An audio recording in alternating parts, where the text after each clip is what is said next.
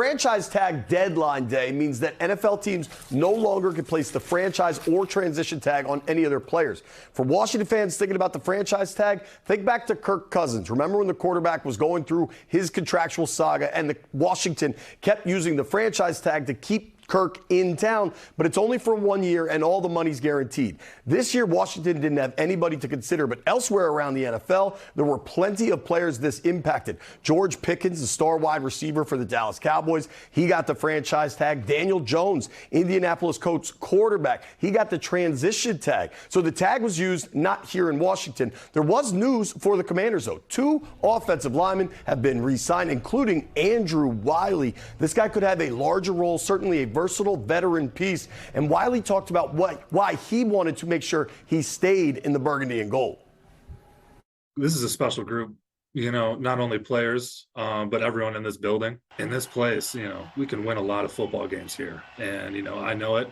That's why I signed back last year, and that's why I signed back this year. I know we can win a lot of games here. The culture is in place. DQ and AP have this place going. It's on lock. We just got to, step up, take it to that extra step, make a little playoff run and get to the big one. And so just like I know we can.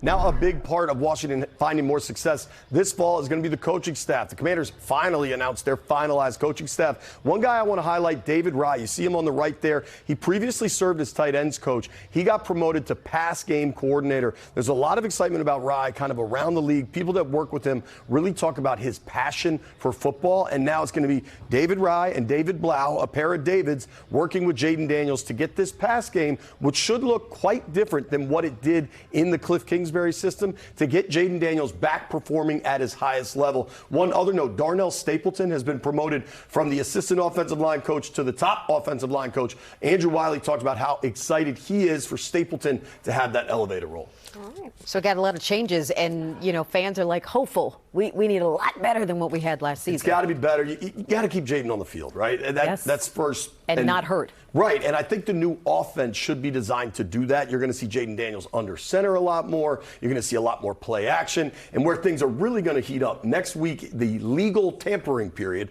one of the silliest terms in all of pro sports. But basically, the teams are allowed to start officially talking with the players. New NFL league year is next Wednesday. That's when free agency is going to start popping. I expect Washington to be aggressive. They have money to spend. They've got a lot of cap space, and they've got a lot of holes.